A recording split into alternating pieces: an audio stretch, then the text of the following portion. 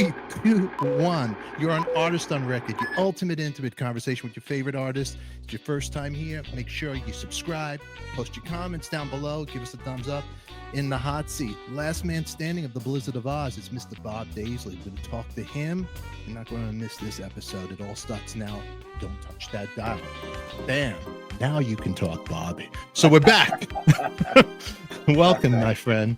Welcome. Oh, thank you. Thank you. I just feel a bit weird, a bit strange being the last man standing. You know, obviously Randy went many years ago in 1982. Mm. Then Lee about coming up to 5 years ago, and Ozzy just very recently, which was very sad.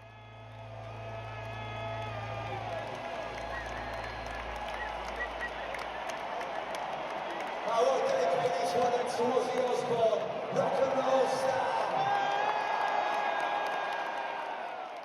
Very sad and very strange, Bob. Yeah, it was. The timing was well unexpected. I didn't expect it to be that soon after the.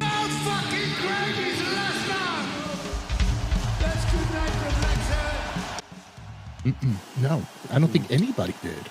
No, maybe Ozzy didn't either. I don't know what the situation was. I really don't know. I don't know anything about that side of it, but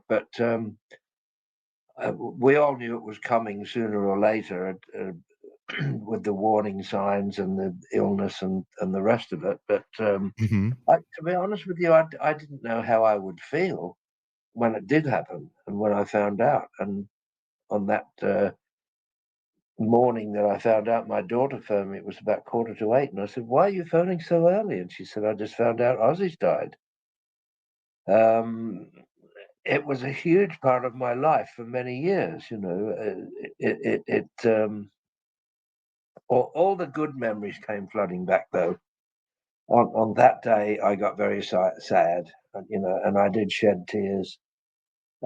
Because it all came back to me, all the good memories, the fun, the humor, the jokes, the pranks, but also all the creativity as well. We did a lot of really good albums that people love, and that's really what it's all about. But in those albums, you can hear the fun, you can feel the fun. You know, we had fun doing those albums, and we enjoyed working together, and which is why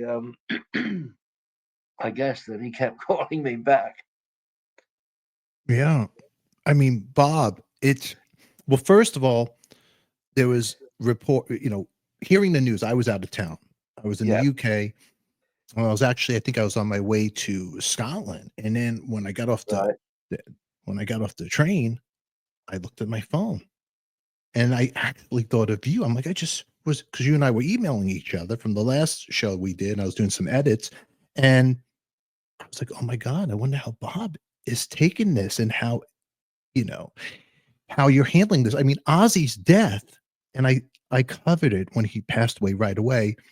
It's like Elvis dying, and you see the streets of Birmingham, and it's just crazy. The fans, the cars, the crowds, especially with the timing after that, such a big show that was streamed worldwide, and it was just a matter of days after that, and all of a sudden he's gone. And you can't. I mean, for Ozzy's legacy, if it was a movie, it would have been well scripted all out. You know what I'm saying? Just the way I did the final show. And then there's a post of him and Kelly and his grandchild and looking happy. Yeah. Playing on his iPad. I don't know if you've seen that online. And then a couple of days later, he's gone. Right. You know, fans go crazy. They're very lost for words. They're emotional about this. So, I mean, you kind of answered a lot of questions right in the get-go, opening up the show. But when you heard the news from your daughter and you're actually sitting there alone, like mentally, what was really going through your head, Bob? Like just how I suppose how final it always feels, and how sudden, and how the realism of it.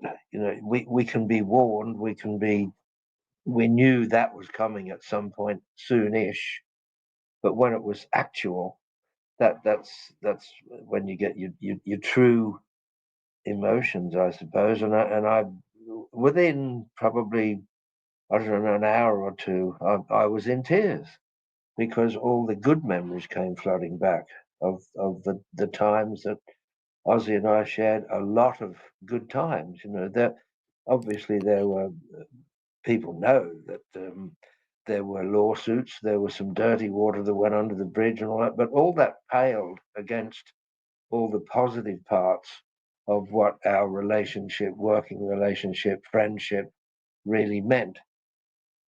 And thinking about it wasn't like I was deliberately thinking about or trying to favor the positive aspects of it. It was just naturally, it just naturally came to me. It was just all the nice memories came flooding back, and that's what made it so sad. That also, we didn't get to speak again on a nice basis.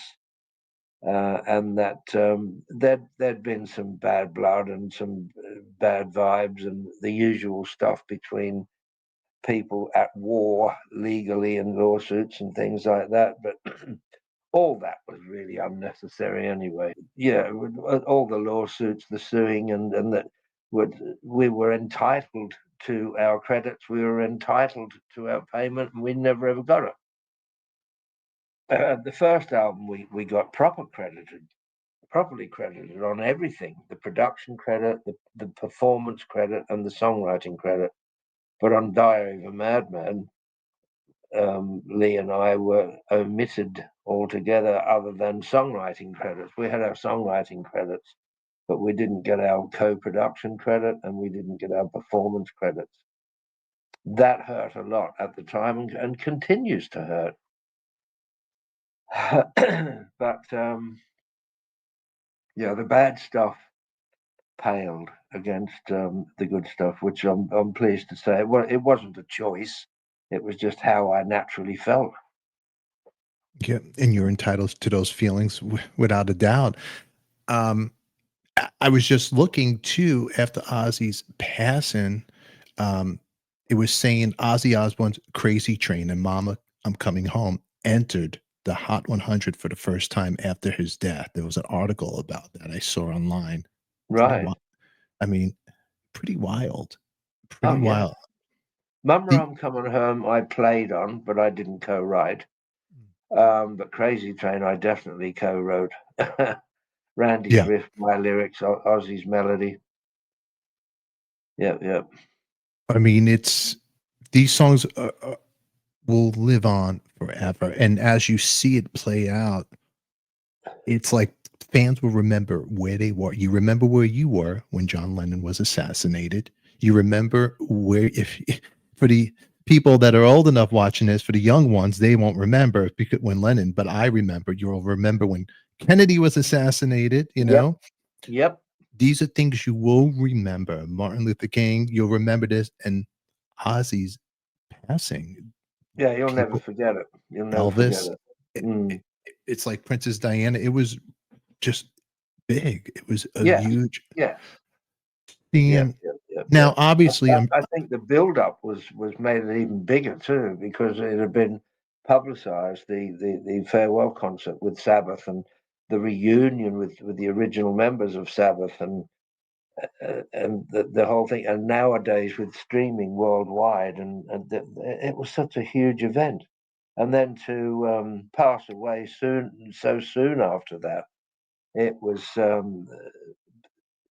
a huge emotional void of like, there he is, here they are, and it's all wonderful, and boom, no, they're not, they're gone. it's gone, and Yeah.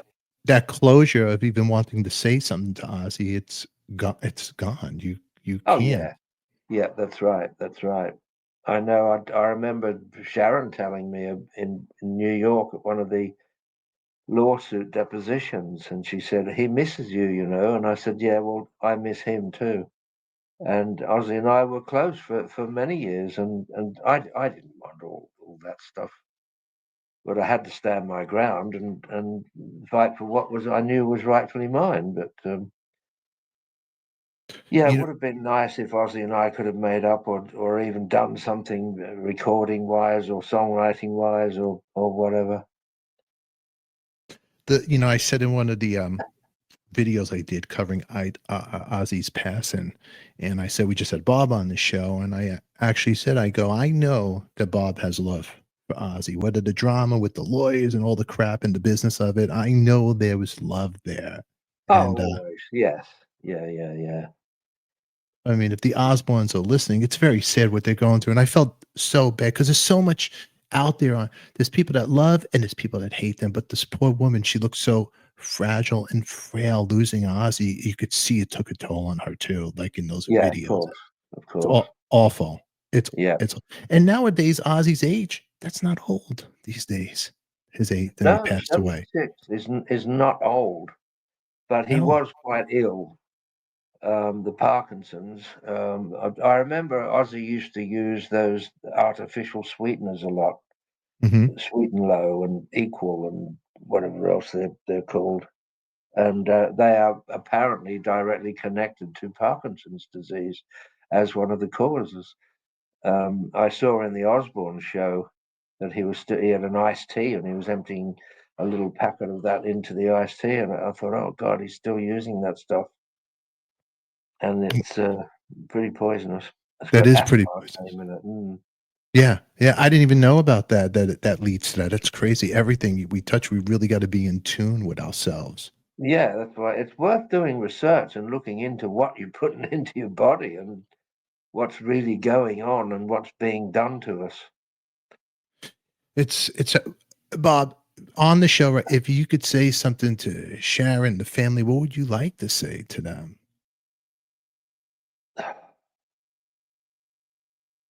If I could say anything to Sharon's face or the family's face, I would just say, look, you know, I loved Ozzy. Ozzy loved me. We had a really nice working relationship. There was some shit. There was some dirty water that went under the bridge, but all that means nothing compared with what we did have. And it was a huge part of my life and what we came up with together. The legacy of those songs and that music and the stuff that we did together will certainly outlive all of us. I'm last man standing now, but I'm not going to last forever either. But those songs will. That's something to be really, really not. For me, I feel very proud and honoured to have been part of all of it. Bob, you have a very huge part of this and the Blizzard of Oz. How would you like to be remembered with the fans that are out there that love you and just support you after this? Your music is going to live on, but how would you like to be remembered? I'd like to be remembered as being a part of something that had a positive influence on people and at least made them emote and think through the music of the Blizzard of Oz. The Blizzard of Oz was meant to happen. It was four people, and it couldn't have been the same without each one of those four people. The whole was much greater than just the sum of the parts. Without another guitar, with another guitarist, without Randy, it wouldn't have been the same. With another singer, without Ozzy, it wouldn't have been the same. Without Lee, with a different drummer, it would not have been the same. And without me, my playing, my input musically with Randy, and my lyrics, it wouldn't have been the same. So it was all meant to happen, and I do feel honoured and grateful to have been part of that. And yeah, that's how I'd like to be remembered, as being part of something that had a good influence on people and a good effect and a positive effect. Absolutely. Mm. If we don't know what after this crazy world we live in, we don't know what's out there. Some do, some don't. I don't know. I'm talking about me. But if Ozzy right now, he's just There's a looking song at there you. somewhere. What's that? What's that, Bob? There's a song there somewhere. I I, don't know. th-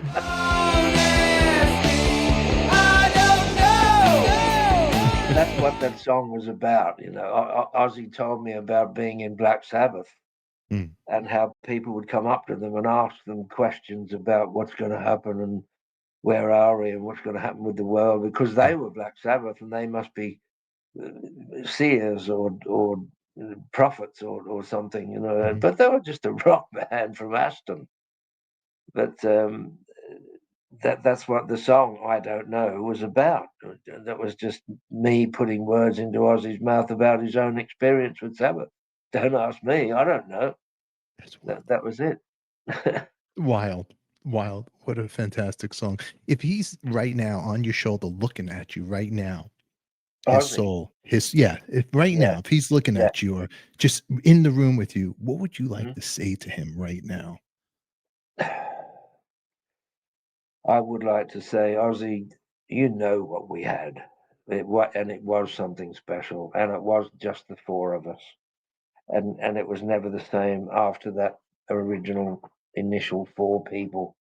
Ozzy even said to me later when it was during the recording of the No More Tears album, and he said to me, "You were right about Lee, you know." In other words, I wanted to see, because Ozzy and Sharon wanted to get rid of Lee, and I would never agree to it. And I said, "You're trying to fix something that's not broken, and you're making a mistake, and I can't agree to a mistake or what I think is wrong. So I can't agree to that." And I would never agree. So they got rid of both of us and then asked me back about 6 weeks later. That was their way of getting rid of Lee, I suppose. But it changed everything. It changed the dynamic, the chemistry, the energies. And that's in later years when we were doing the No More Tears album. Ozzy said to me, "You were right about Lee. You know, the penny dropped, and he realised that what I'd said I'd been right about, and I Mm. knew I was right at the time." But I'd also like to say, Ozzy, can you get the credits on Diary of a Madman changed? That's not Tommy Aldridge or Rudy Salzo on that album. It's me and Lee, and that's always been the erroneous credits on there. That's not right. No, no, it's not right. Got into that album, you know, a lot with the songwriting, with the production, with the arrangements, with the playing, with everything. That was, some people call it Diary of a Masterpiece, and I can see why, because people love that album so much. And to have our performances not credited on that is just it's a crime, Yeah. travesty. We'll be releasing more clips of my conversation with Bob Daisley, but if you can't wait, join our members only club. You can see this episode right now unedited. Make sure you post your comments down below and subscribe to the channel. We always love to hear from you. Now click on your screen for our next episode. Until then, who loves you, baby? We do. Thanks for watching.